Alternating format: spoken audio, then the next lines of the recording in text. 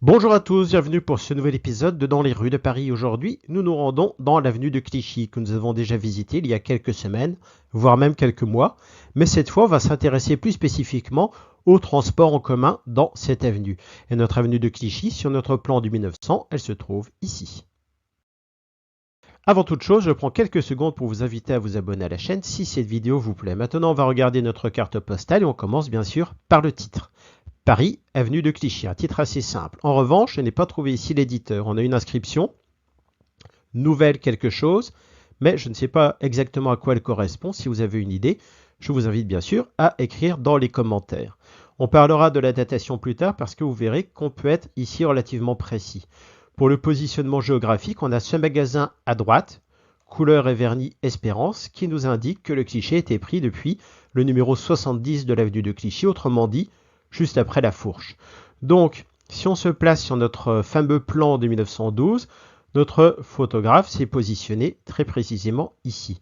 On a une partie de l'avenue de Clichy qui descend dans son dos en direction de la place de Clichy. Toutefois, ce n'est pas sur cet espace que nous allons nous concentrer aujourd'hui. On constate néanmoins, vous voyez la ligne rouge, on constate donc que la voie du tram, qui est représentée par cette ligne rouge, en provenance de l'avenue de Saint-Ouen, passe par là.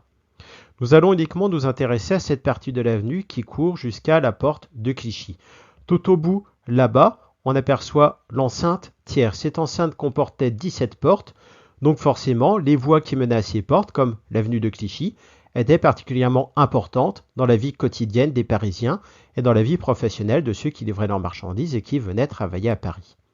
En outre, tout près de notre avenue de Clichy, on trouve cet établissement.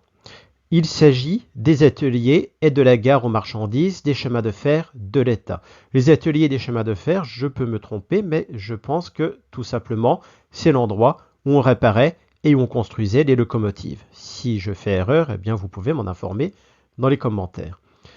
Enfin, on voit également apparaître cette ligne de chemin de fer. Cette ligne de chemin de fer, c'est la ligne de chemin de fer de la Petite Ceinture qui suivait à peu près les boulevards des Maréchaux et encerclait totalement Paris. Elle permettait donc aux voyageurs comme aux marchandises de ne pas avoir à traverser la capitale. Et soit dit en passant, de mon point de vue, mais encore je peux faire erreur, c'est un peu ce qui manque actuellement au transport en commun parisien, une ligne qui sont contentes de faire le tour et donc qui relie les différentes banlieues.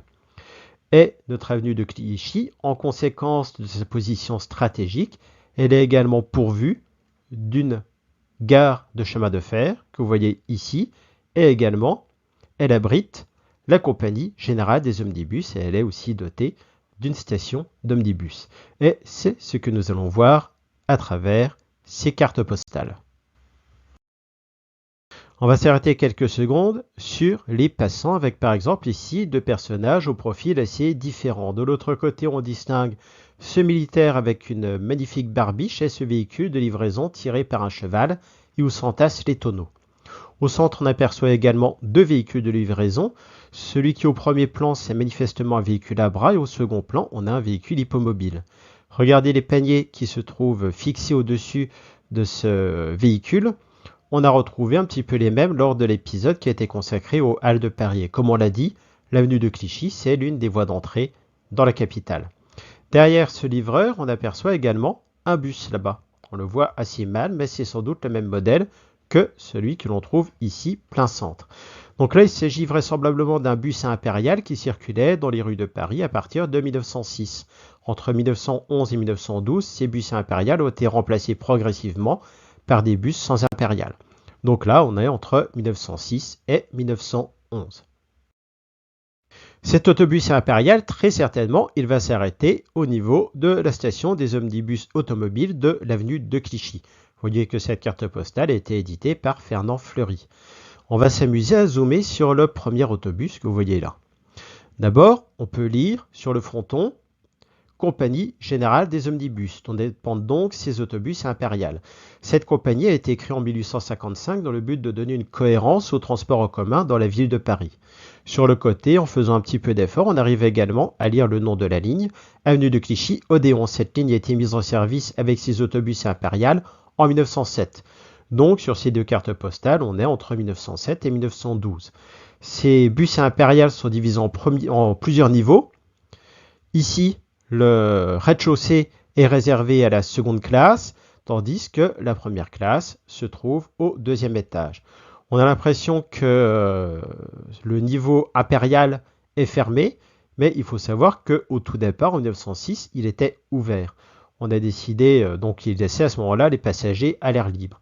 Et cet étage a été fermé en 1907 pour des raisons de sécurité.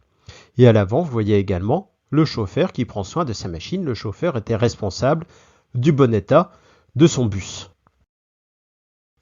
On se retrouve sur cette carte postale exactement au même endroit, mais quelques années plus tôt. On le voit bien sûr immédiatement parce que au lieu des omnibus impériales, eh bien on se retrouve avec ces omnibus à cheval. Donc on est avant 1907. Comme sur l'image précédente, on voit ici très bien le cocher. Pour information, avant 1891, la journée du cocher se déroule de la façon suivante. Il arrive à 6 heures, il vérifie d'abord l'état du véhicule et des chevaux, puis il part pour son premier tour. Toutes les 3 heures environ, il descend et on procède au changement des chevaux et la journée se termine à minuit. Il y a également 3 autres personnes qui interviennent pour que le voyage se déroule de la façon souhaitée. D'abord, on a le receveur qui contrôle les passagers. Ensuite, on a le contrôleur qui surveille les horaires du cocher. Et enfin, on a le côtier qui aide les chevaux quand les pentes sont trop difficiles à passer. En 1891, on a une grève qui va entraîner les premières améliorations des conditions de travail et celles-ci vont aussi bien sûr évoluer à partir de l'introduction des véhicules à moteur. Et maintenant, eh bien, nous sommes à nouveau au même endroit, mais cette fois-ci dans les années 1910 et avec un autre angle de vue. Il s'agit d'une carte postale de Fernand Fleury et comme souvent, eh bien, il n'a pas pu s'empêcher d'insérer un faux avion dans le ciel de Paris. Cette fois, vous voyez que les véhicules qui sont ici sont les successeurs des autobus impériaux. En réalité, après un accident place de l'Étoile, eh bien, on a jugé que ces fameux autobus impériaux n'étaient pas assez stables, qu'ils étaient trop dangereux, et donc on les a supprimés au tout début des années 1910. Nous allons terminer cette vidéo par un petit tour sur les quais de la gare de l'avenue de Clichy. Vous voyez d'abord le bâtiment de la gare, et puis ici on assiste à l'arrivée d'un train sur ces quais. Mais nous allons surtout nous arrêter quelques instants sur cette troisième carte postale. On lit assez facilement le tampon de la Poste, nous sommes ici en 1908. Le titre est aussi assez bien lisible. Train de ceinture en gare de l'avenue de Clichy. C'est donc bien ce que nous disions tout à l'heure, il s'agit des voies de chemin de fer qui faisaient le tour de Paris. Ces trains n'étaient pas uniquement des trains de marchandises, ils prenaient également des passagers, et c'est ce que vous voyez ici avec cette très belle photo de groupe. Et puis on a donc cette locomotive qui est très imposante, dont on distingue aussi très bien le chauffeur, et on peut lire Courcelles sur le train, il s'agit de la station suivante. Tandis que de l'autre côté, le train qu'attendent sans doute ces jeunes filles se dirige vers la station de l'avenue de Saint-Ouen. Si cette vidéo vous a plu, je vous invite à nouveau à vous abonner à la chaîne, ça m'aidera bien sûr à 1, 2, 3. Si cette vidéo vous a plu, je vous invite bien sûr une nouvelle fois 1, 2, 3. Si cette vidéo vous a plu, je vous invite encore une fois à vous abonner à la chaîne, ça m'aidera bien sûr à continuer. Maintenant, on va s'amuser à coloriser cette carte postale pour lui donner un petit peu de vie. Et maintenant, vous retrouvez exactement le même endroit. Aujourd'hui, vous voyez que l'avenue de Clichy a tout de même un petit peu changé. Je vous donne rendez-vous dans quelques jours pour un nouvel épisode dans une nouvelle ville de France. Nous irons, je crois, si je ne me trompe pas, à Orléans. Et dans 2 semaines pour une nouvelle virée dans les rues de Paris à la Belle Époque.